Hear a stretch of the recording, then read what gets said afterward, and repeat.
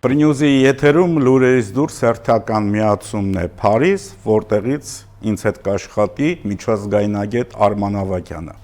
Բարև Արման։ Բարի երեկո Գագիկ ջան։ Ինչպե՞ս ես։ Շատ լավ, դու ինչպե՞ս ես Երևանում։ Լավ, մարտական, ասենց ասած։ Արման ջան, առաջարկում եմ միանգամից սկզբում դիտենք տեսանյութը, որը նաև ինչ-որ առումով մեզ ուղղորդում է ընդհանուր հաղորդման թեմայի իմաստով։ Այժմ դիտենք տեսանյութը։ Վերջին իրադարձությունները եւս մեկ անգամ ապացուցեցին, որ Հայաստանի վերափոխման ճանապարհը փշոտ եւ քարքարոտ է։ Յուրաքանչյուր քայլ դեպի մաքրում, դեպի արդար համակարգ, դեպի ազատ պետություն ցավալի է նրանց համար, ովքեր տարիներ շարունակ սնվել են իրենց կախվածությունից, ստվերից ու սեփական հղբացած իշխանությունից։ Նրանք, ովքեր սովոր էին կառավարել կուլիսներից, այսօր համակարգի մաքրումը փորձում են ներկայացնել որպես հալածանք։ Բարեփոխումները որպես կազմաքանդում, իսկ օրենքը որպես վրեժխնդրություն, կամ այլ կերպ ասած, это неправильные пчелы,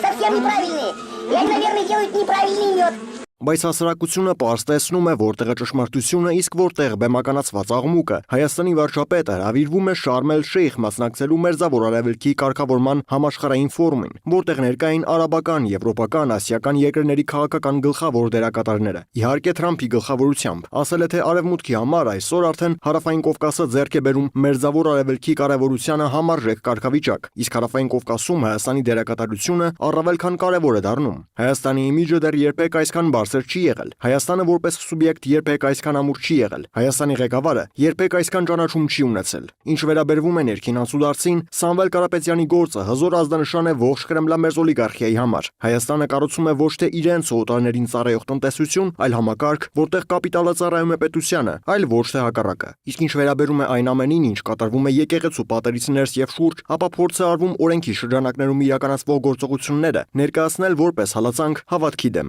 Այո, արագածոտնում եղել են խոզարկություններ եւ ձերբակալություններ, բայց դա պայքար չէ հոգեվորականության դեմ։ Դա օրենքի գերակայության հաստատումն է ընդամենը եւ ապացույց, որ բոլորը անկախ ամեն ինչից, զբաղեցրած դիրքից կամ մատուցած ծառայությունից հավասար են օրենքի առաջ։ Իսկ մոսկովյան ֆորպոստասերները փորձում են ապակայունացնել Հայաստանը։ Անանուն տելեգրամյան ալիքներով ապատեղեկատվության հոսքով, փորձելով բախման տանել ոստիկանությանը եւ հավատացյալներին, ունենալով միայն մեկ նպատակ՝ արհեստական լարվածություն, պետություն ժողովուրդ առանցքում, ինչը ոչ այլ ինչ է, քան հատուկ գործողություն Հայաստանի դեմ, որպեսզի երկիրը կրկին վերադառնա Կրեմլի վերահսկողության տակ։ Մինչդեռ Հայաստանը շարունակում է դիմադրել եւ ընտրել անկախությունը ոչ թե վախը։ Միացյալ Նահանգների հետ ստորագրված հուշագրերը, արհեստական բանականության եւ տրանսպորտային ծրագրերը, համագործակցությունը Բրյուսելի հետ, այս ամենը խոսում է միայն մեկ բանի մասին՝ անվտանգության նոր ճարտարապետության ձևավորում։ Ընդդիմադիր ուժերը, եթե ազնիվ լինեին, կարելի է կռահել նրանց արձագանքը։ А что, так можно было, что ли?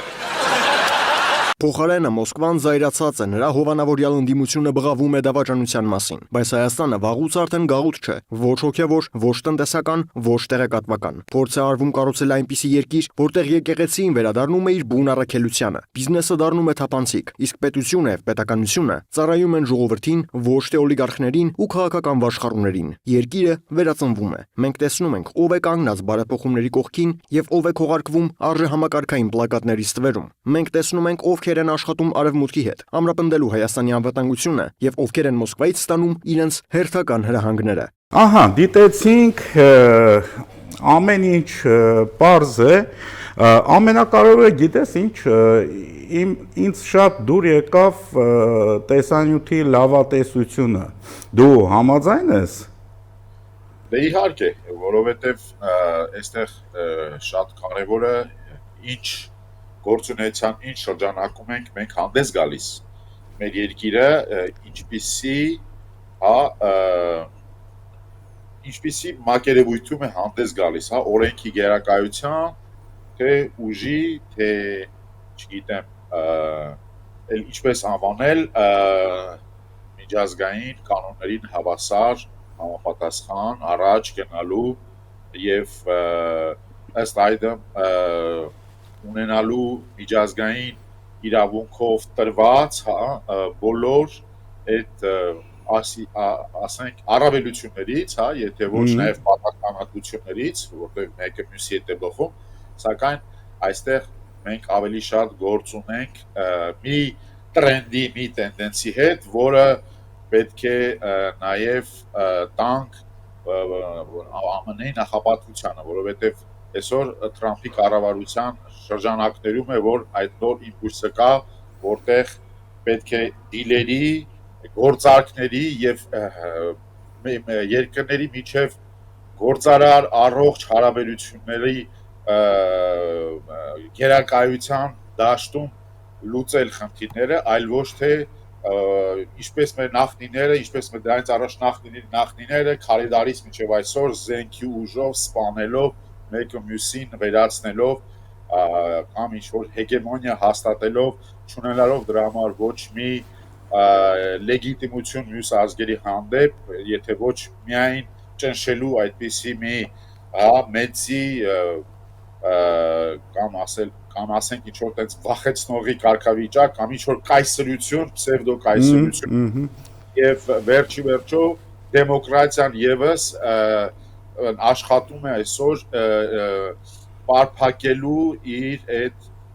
թույլ կողմերը, որոնք թույլ են տալիս ավտոկրատիկ ռեժիմների եւ ավտոկրատիկ կամ հենց նույն դիկտատորական ռեժիմների, որպեսզի ձգտեն ամեն կերպ պահպանեն իրենց այդ հին այդ կառուցվածքը, որտեղ կոնֆլիկտներում են մնում իշխանությունների իրենց ուժի մեջ, Ինչու ոչ նաև մի քիչ դեմոկրատություն հաղորդել, սեփական կառավարման համակարգին։ Ասենք մենք դա տեսնում ենք օրինակ արաբական երկրներում, Սաուդյան Արաբիայում, Հորդանանում, Միացյալ Էմիրություններում, ընդ որում նաև վերջերս Իրանում բազմաթիվ տեսանյութեր կան, թե Թեհրանում կանայք հիմա ինչպես են զբոսնում։ Բացարձակ ոչինչ չկա, այդ հեջաբ-մեջաբները գոյություն չունեն, տաբատներով, գեղեցիկ հագնված, ի վերջո վերջո, այս վերջերս իրանական շատ ծանր այդ այաթոլական ռեժիմին հասցված նաև հարվածները, այո, հարվածներն են եւ շատ լուրջ նախազգուշացումներն են, որ Իրանին մի տեսակ բերեցին եւ ասեցին պետք է քո տեղը ճանաչես եւ միևնույն ժամանակ նրան ցույց տվեցին, որ իր մեծն բարեկամ եղբայր Ռուսաստանը եւ այդ նույն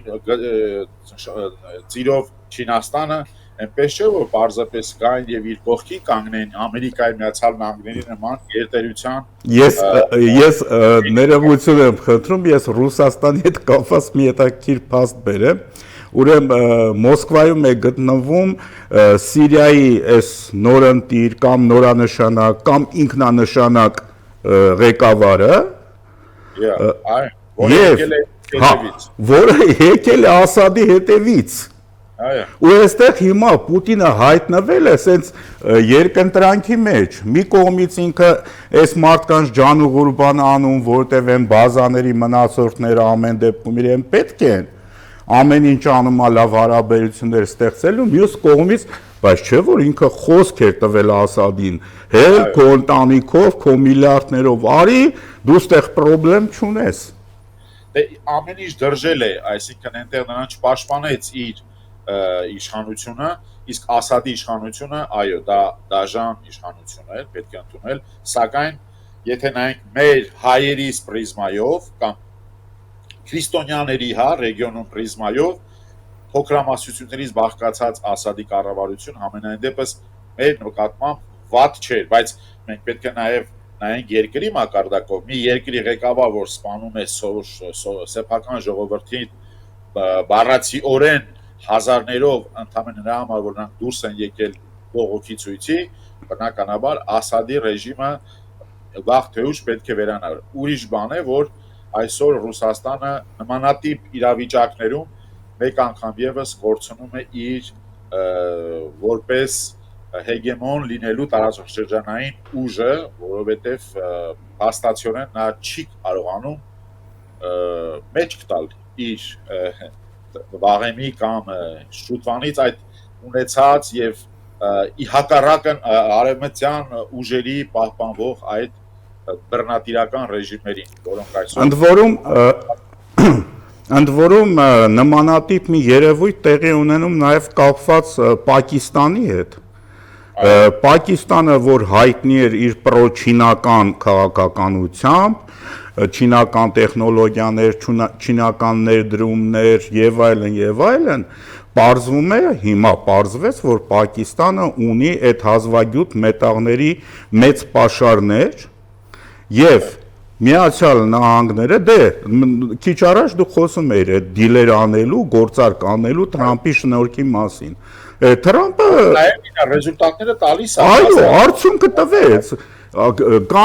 Թրամփը առաջարկում է Պակիստանին, ասում է, եղբայր, դու ունես հազվագյուտ մետաղներ, ես էլ ունեմ փող։ Ուրեմն արի այդ հազվագյուտ մետաղները վաճառի ոչ թե Չինաստանին, այլ վաճառի ինձ։ Ավելին Պակիստանը այնպիսի մի պայմանագիր ակնքում Միացյալ Նահանգների հետ, որ իր այդ ամբողջ ռեսուրսներն ու պաշարները ոնց որ անցնում է Միացյալ Նահանգներին։ Սա շատ լուրջ հարված է չինական, ռուսական այդ բլոկին։ Այո, որովհետև դա դուրս է գալիս, որ պերսպեկտիվաները, ապագաները, պրոգրեսը գտնվում է գերտերությունների Միացյալ Նահանգներ իր եվրոպական պարտներների, այսինքն եթե կա ապրանք, ապա նա պետք է վաճառվի Եվրոպայում, եթե կա ինդուստրիա, ապա նա պետք է զարգացվի ԱՄՆ-ում, այսինքն գնալով գալիս ենք մի իրավիճակի, որը երևի թե այն է, որ ժողովուրդները վերջը ձգտում են, դա ժողովրդավարական, դա արդեն մի քիչ ուժեղ, մի քիչ թույլ, հա, թե դա ինչի վրա հիմնված, բայց ոչ դիկտատորիան, որտեղ մարդիկ 15-20 տարիներով կառավարում են, կամ ու վերջը նմանատիպ կառույցներում այդ խնդիրները առկա են, այդ ցման կառավարումները, որի օրինակ մի շատ վառ ապացույցը, այո, որովհետև ինչպես մենք տեսնում ենք, մենք եկեղեցում ունենք մի մարդու, որը մի տեսակ Վատիկանի բանին, այդ պատմությանը եւ այդ բանին մի տեսակ շատ է հավատացել եւ ասում է եկեղեցին ես եմ։ Մարդիկ, ինչպես Պուտինն է ասում, Ռուսաստանը ես եմ եւ Ռուսաստանը միայն պետք է հաղթի, կամ Ռուսաստանը ինչպես օրինակ պետք է հաղթի, կամ ուզեմ ասեմ, երբ որ կենտրոնանում ենք, գալիս ենք մի իրավիճակի, որտեղ իշխանությունը տալիս ենք ինչ-որ դիկտատորիան իրավիճակի, սկսում է նեղվածության ու փտումը։ Եվ դա ժողովրդական ուժերն են բերում, բայց դրա համար շատ բան պետք չի։ TikTok-ը, ես սոցիալական ցանցերը, երիտասարդությունը այսօր դեբիլություն, տգիտություն է համարում գնալ կռվել։ Ասենք կռվենք օրենքի սահմաններում, կոմերցիոն դաշտում, խելքի հայտնագործությունների դաշտում, այսինքն եթե Թրամփը խոսում է դիլերից, որովհետև վերջո ժողովուրդների բարօրությունը գտնում են կոմերցիոն շահերի մեջ, եւ այդպիսի մի կոմերցիոն շահ էլ կար այնտեղ, որտեղ գտնվում է մեր վարչապետը, որտեղ հավաքված են Շարմել Շեյխում շատ հետաքրքրված բոլոր ուժերը, որը բերեց Թրամփ 1-ի կառավարությունը, ստորագրեց 2020-ի օգոստոսին Միացյալ Էմիրությունների Բահրեյնի հետ եւ որին սկսեցին միանալ երկրները արաբական, մի նպատակով, որպեսզի Իսրայելին դուրս բերեն մեկուսացումից, բայց որտեղ արաբական երկրները գտան իրենց նաեւ շահը, այո, որովհետեւ այդ մարդիկ խելացի մարդիկ են, նրանք շատ լավ հասկանում են, որ նավթային դարաշրջանը հավերժ չէ,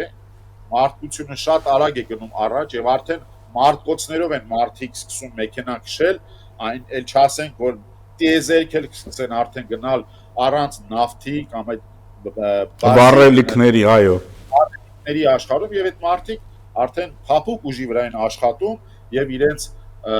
եւ վերջոչը հասկացել են խաղաղության օգուտը։ Դե ոչ միայն բացի նրանից, որ մարդկանց չեն տալիս ավիրում եւ ես Արման ջան, կներես ստանում, չէ՞ վերջի։ Իհարկե, ես այդ նույն խաղաղության օգուտի տրամաբանությամբ կրկին ուզում եմ վերադառնանք Շարմ էլ Շեյխ, որտեղ Հայաստանի վարչապետն էր, նախ ես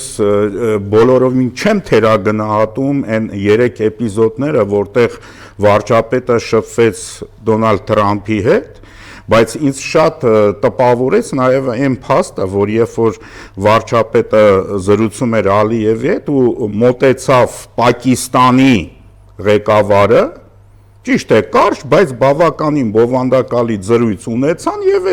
էս էլ է շատ հետաքրքիր փաստ։ Դա մի պետության ղեկավար, որի հետ մենք ընդհանրապես չունենք դիվանագիտական որևիցե շփում ու հարաբերություն։ Դա ինչի մասն է խոսում։ Շատ հաճույքով գալիս շփվում է մի լեգիտիմ երկրի ղեկավարի հետ։ Այո։ Անունը, տեղը, ուժը արդեն գալիս է այս պահին երկրորդ դաշտ, մի ուժի հետ ժողովրդավար, որը հենց նոր վերջերս Թրամփի հետ համաձայնագիր կնքեց։ Այո։ Որը եթե կնքում է ինչ-որ համաձայնագրեր, ապա ունի իր նախընտրությունները, ապա ունի իր ստանդարտները։ Եվ այստեղ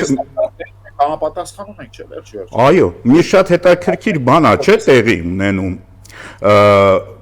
Շարմ էլ Շեյխում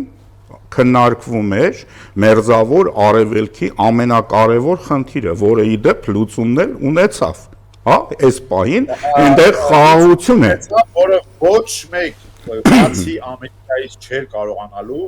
եւ որը Թրամփը շատ հմուտ կերպով վերածելով դարի, ասենք, այդ ամենաուժեղ սերիալի, որտեղ ինքնաթիռը իջնում է այն պահին, երբ որ որտեղից գալիս է միայն ժամանակ, բաց են թողնվում հոլիվուդյան լավագույն սցենարով, հա, եթե կարող ենք ավանդույթներով, այո, ավանդույթները չխախտելով մի խնդիր, մի թնջուկ, որտեղ այո, բարձվեց, մեկ էլ այո, վերջապես իրոք մեկ անգամ եւս բարձվեց, որ Դոնալդ Թրամփի վարչակազմը այսօր ամենահզոր երկրի վարչակազմն է, որը խնդիրներ է լուծում, որը մարդկանց է հետ բերում իրենց օջախները, որոնք 2 տարի է Իսրայելի Բենյամին Նետանյահուն իր ամբողջ բանակով հանդերձ չկարողացավ բանով տրամադրված եւ այդ քաղաքականությամբ ոչ մի լուծման չբերեց, միջև որ Թրամփը չասեց մի րոպե, այդտեղ ինձնից ես դու կախված, ուրեմն թույլ տուր, քանի որ դու չես կարողանում քո հարևանների հետ լեզու գտնես, քանի որ դու այդ նույն Աբրահամյան բացառիկ համաձայնագրերը, որտեղ իր ընտանիքը ինչ խոսք աֆիլացված է բիզնես առումով արաբական երկրների հետ, որոնք եւս համարում են դա մեծ big deal, այո, մեծ գործարք հետ, եւ վերջո նրանք Ամերիկայի Միացյալ Նահանգներին տրիլիոնների գործարքի պատրաստակամություն են հայտնել եւ այստեղ Նետանյահուն գալիս է եւ ուզում է խառնել Թրամփի բիզնես կամ ամերիկյան այդ շահը ի վերջո, այո։ Շահը այնտեղ որտեղ մենք կարող ենք արաբների հետ լեզու գտնել, խաղաղություն անել եւ այդ մարդը գալիս է ասում է տեսեք Հայաստան, Ադրբեջան ուր եք, ըհը, մեկ չէ, այսինքն ամբողջը մենք ինքը մի տեսակ շոու կա, որտեղ կան բազմաթիվ սերիաներ, որտեղ ինչ խոսք այդ շոուի պատճառով մերթ կարծում ենք, թե դեստեղ Եվրոպան մի տեսակ փոքրիկ բարեկամի դերում հայտնվեց, այդտեղ ռուսական ռոպագանդան սկսում է աշխատել, որ տեսեք Եվրոպան թույլ է եւ սկսենք թույլացնել Եվրոպային եւ այլն, բայց վերջը պատտում եւ հասկանում են, որ ոչ, ներողություն, Եվրոպան այսօր այն մի կառույցն է, որը Ուկրաինային թույլ է տալիս հակագրոհի անցնելու պլաններ մշակելու այն պահին, որ մենք եւ ֆինանսավորում այդ պլանները եւ այդ ֆինանսավորումը, որը Եվրոպան է իրականացնում Թրամփի այդ գաղափարից ելնելով, որ մենք այստեղ բիզնես ենք անում, մենք Բայդենի վարչակազմը չենք, որ մենակ գումար ենք տալիս, մենք ունենք շահ, մենք կան եւ այստեղ Թրամփ անունով ծրագիր կա, որը Աբրահամյան համաձայնագրերի հետ պարալելի մեջ ենք դնում, որովհետև այստեղի կայունությունը նաև կցված է լինելու այդ Աբրահամյան համաձայնագրերի, որտեղ մենք վերջո կարողանալու ենք նաև բիզնես անել այդ երկրների հետ։ Ի շնորհիվ ամերիկյան այդ միջավայրում գտնվելու մեծ պլյուսից։ Դե այսքանից հետո արի ու ասա դե Պուտինյա Ռուսաստան ու պատտվի նայի մեր օպոզիցիան եւ ասա տղերք, այս դուք որտեղ եք, ապագան որտեղ է, հա, բոլոր երկրները եւ որ երկրների հետ են։ Եվ ինչ եք առաջարկում դուք։ Եվ դուք ինչ եք առաջարկում ուզում եք դրա անուն տվեք ձեր ձևով, ուզում եք դրա անուն տվեք մեր ձևով, ուզում եք դրան Ուրիշի ձևով, այո։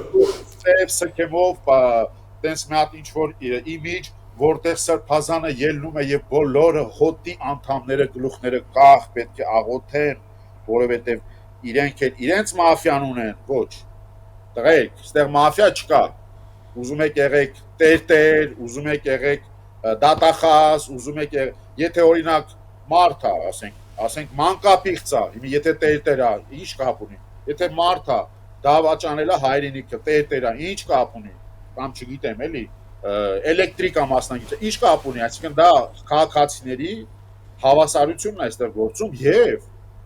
վերջի վերջո կղերապետությունը տեսել ենք պատմության մեջ ինչ էֆեկտների է բերել։ Ու թող այդ երկար շորող սուտաները գնան եւ հոգիա բարեվա փիլիսոփական աստված մարդ խնդիրներով զբաղվել, այլ ոչ թե Իդեպ այստեղ պետքա տալոնների, չգիտեմ, այնպեսի բաներ ենք մենք տեսնում, որ ընդհանրապես այդ մարդիկ Արման ջան, պետքա այստեղ նաև շեշտենք, որ սա բոլորին չի վերաբերվում։ Սա բոլորին չի վերաբերվում։ Համակարգից։ Այո։ Մի համակարգից, որտեղ իրենք բան են գրում, ասում են լավ, մի խոսքով դու գնացիր կանանց Մենաստան։ Որ դարում ենք ապրում։ Էսի շո լավ իրանք բան չեն անում, գիտես են պլետով ծեծելու, այն որ մեկ էլ բան են անում։ Մի րոպե, որ դարաշրջանում եք ապրում։ Քաղաքացիները իրենց իրավունքներն ունեն, եւ օրենքի առաջ եւ պարտականություններ ունեն, եւ ինչքան կարելի է այդ պաթոսային բաներով խոսել։ Եվ վերջի վերջո այդ եկեղեցին այսպես որ արտահայտում է, ինչ է նա եկեղեցի խաղաղություն, դրանք հոմանիշներ են, վերջի վերջո դա ակնհայտ է, չէ՞։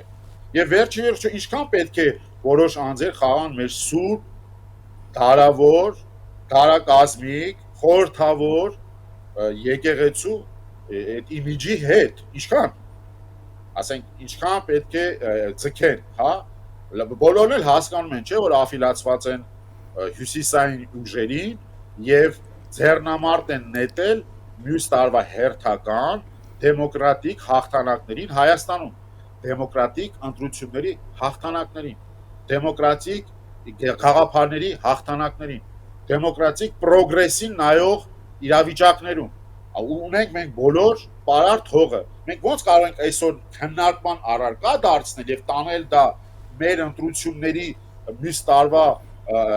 մի տեսակ որպես գլխավոր թեմա խաղաղություն թե պատերազմ։ Չկա թե։ Դուք նայեք պատերազմը ինչ ավիրվածություններ է բերում այսօր, որը ասեց էլի Պուտինի հետ կապված եւ պատերազմի հետ կապված Թրամփը ասեց դա մի հիմար պատերազմ է, որը տևում է 3 տարի, որը միլիոնից ավելի մարդու կյանք է խլել։ Եվ վերջի վերջո մենք կարողացել ենք այդ ֆորմուլան գտնել եւ մի խոսքով եկեք մենք հազար մի հարցեր կա, չէ՞, որոնց Եվս մի շատ կարևոր հանգամանք։ Շարմ էլ-Շեյխ Հայաստանի վարչապետին հրավիրել էին Թրամփը եւ Եգիպտոսի նախագահը Արսիսին, այո։ Այո, եւ այստեղ մի շատ կարևոր հանգամանք։ Ես նկատում եմ, որ Միացյալ Նահանգների այսօրվա վարչակազմը ունի հստակ որոշում, որ հարավային Կովկասը դա համարյա թե պետք է մտցնել մերձավոր արևելյան կարգավորման եւ ընդհանրապես գլոբալ խնդիրների մեջ։ Այլապես ինչ գործ ուներ Հայաստանի, Ադրբեջանի ղեկավարները, ինչ գործ ունեին այդ կարևոր ֆորումում։ Եվ վերջի վերջո այդ պատերազմը, որ դեռ տևում է ռուս-ուկրաինական ֆրոնտում, հասկացեց նաև էկոնոմիկ ուժերին, հա, որոնց համար տնտեսությունը պետք է առաջ գնա նոր ճանապարհների, ավելի հետաքրքիր, ավելի խելքին մոտիկ ճանապարհների եւ հանգուցալուծումներ տալ միտեղ, որտեղ Ռուսաստանը քարկապ էր գցել, եթե կարելի է այդպես ասել, բացել այդ հնարավորությունները եւ դա տեղի ունենում այն միջավայրում, որտեղ երկիրը ունի լեգիտիմ կառավարություն, լեգիտիմ ընտրական համակարգ եւ այդ ընտրական համակայքն է, որ մենք հայերս երեխայի նման պետքա պաշտպանենք այս բոլոր տեսակի գրոհներից, որտեղ եկեղեցին ինչ որ որոշումներ է կայացնում եւ մարդկանց պարտադրում է քաղաքական ինչ որ հավաքույթների, որտեղ նախկին նախագահներ կամ նախկին ուժեր, որոնք ջլատել, կերել, մսխել, ամեն ինչ արել են, որպեսզի Հայաստանին հետ թողեն, հետ գցեն 30 տարի միջազգային ռելսերից, եթե կարող ենք այսպես թողել մեզ հյուծված, կարողանում են այսօր ինչ որ քողարկված հայրենասիրության, դե չի աշխատում, բնականաբար դրանք չեն էլ աշխատում, բայց միևնույն ժամանակ հանդես գալ որպես ապագային դիտված որ մի ծրագրով։ Ես մի հետաքրքիր մեջբերում անեմ Հայաստանում Եվրամիության դեսպան Վասիլիս Մարագոսից։ Մենք պատրաստ ենք մեր գործիքները ներդնել ոչ միայն Թրամփի ուղի նախագծի շրջանակում, այլ նաև ամբողջ խաղաղության խաչմերուկ նախաձեռնության համատեքստում, որը ողջունվել է Եվրամիության կողմից դեռ 2 տարի առաջ, երբ Հայաստանի Հանրապետության կառավարությունը հայտարարեց դրա մասին։ Հասկանում եք սա ինչ է նշանակում։ Որ պետքա 2 ձեռքերով ամուր պահել բոլոր այս կարգի հնարավորությունները, Բելգիայի թագուհին գալիս է հանգիստ շրջում է Երևանի փողոցներում, Եվրամիության պատկառելի պատվիրակությունները գրեթե ամեն օր գտնվում են Հայաստանում, Հայաստանի դեսպանը Միացյալ Նահանգներում հանգիստ հանդիպում է Թրամփի հատուկ հանձնարարությունների գծով ներկայացուցիչ Վուդկոֆի հետ, ու այսպես կարելի է թվել տասնյակներով, հարյուրներով։ Եվ վերջը Ռուսաստանի ճիրաներից էքս սովետական երկրների դուրս գալուն աջակցելը հավաքական արևմուտքին պոտենցիալապես թույլ է տալիս խուսափելու ուկրաինական նմանատիպ պրոբլեմներից։ Վրացականացումից Հայաստանի նաև։ Այո, դե ֆակտո վրացականությունից եւ ես սրտանց մաղթում եմ մեր վրաց եղբայրներին եւս հաղթահարել, կարողանալ հաղթահարել իրենց մոտ այդ ճգնաժամը, որը արտառոց է, մի երկիր, որը ավելի եվրոպականամետ էր, քան Եվրոպան, որը այդքան այդպիսի մի ժողովրդավարության դրոշակակիրն էր, այո։ Այսինքն մենք այսօր այդտեղ ենք վակցինացվել, հա, այդտեղ ենք մենք տեսել, չէ՞, հյուսիսային հակազդեցության այո, հասարակությունների համար։ Դա որ ասում ենք Եվրոպա, այդ մարդիկ Եվրոպայից վերցնում են ԼԳԴՊ, հա, ԼԳԴՊ։ Միայն դրա մասին են խոսում։ Այո, միայն դրա մասին են խոսում, բայց հենց որ պետք է խոսալ միջազգային իրավունքից, չգիտեմ, Ամստերդամ է, Ռոտերդամ է, չգիտեմ, տես մի հատ մարդ կա, որ համ քաղաք է, համ փաստաբան է աշխատում, իր անունը, բայց ինքն էլ տենց մեծ բաներ է, կարծում է տենց հոնորարները իրան տենց լավ տվել են, տենց եվրոյով մեծ, ինքը կարա Հայաստանին դատի տալ եւ օգտագործել դրա համար, չգիտես ինչու, եվրոպական բոլոր գործիքակազմը, հա, այդ գործիքակազմը այդտեղ շատ ինքը զարգացած է, հա, բայց պաշտպանում ենք մենք դիկտատորյան շահեր, հա, մենք վերջի աֆիլացված ենք Գազպրոմին, մենք մեր ձևով ենք ուզում անունը դնենք կամ չգիտեմ ինչ, ուզեմ ասեմ, գիտեք, էլ այսօր ասում ում են, ասենք, բան արել, էլի, ձեր առնում, կամ այդ ով չի հասկացել, ասենք, որ ժպիտով նայում ենք, ասենք, տեսնում ենք քաղաքական բացարձակ փորձ չունեցող հայտարարություններ, ոչ մի մեր դաշտից, հա, ես տենց այսպես մի տեսակ եկանորից մեր դաշտ, որովհետև շատ կապված է, այստեղ խոսում ենք Վրաստանից, մեկ էլ խոսում ենք Բիձինա Իվանիշվիլի, մեկ էլ այդտեղ մեկ էլ տեսնում ենք մի հատ նոր սցենար է հայտնվել մեզ մոտ, հա, տենց էլի տենց ինչ-որ բան,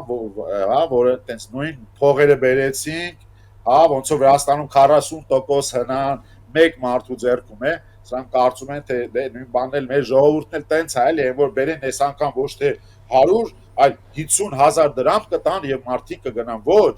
այսօր մարդիկ հասկացել են, որ այստեղ օրենքի գեյակարությունն է հաղթում, որտեղ ով ուզում է եղի ոստիկանի առաջ նույնն ես, օրենքի առաջ նույնն ես եւ վերջի վերջո պետքա նաեւ այդ բոլոր օրենսգրքի մի մաս է նաեւ կազմում մարդկանց չպարտադրել ուժով գնալ եւ ձայնը տալ, այլ դեմոկրատիկ ձևով օրինակ ասել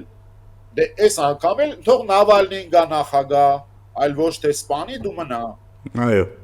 Արման ջան, ցավոք մեր եթերաժամը սպառվեց, ավանդական ամենահետաքրքիր տեղում ցավոք ինչ արած օրենքը հեռուստատեսության այսպիսին։ Եվ օրենքի առաջ բոլորը հավասար են։ Շնորհակալություն։ Ես եմ շնորհակալ։ Շնորհակալություն։ Վերջում հիշեցնեմ, որ Երևան-Փարիզ ձևաչափով աշխատում էինք Արման Ավագյանի հետ։ Ամենայն բարիք ձեզ։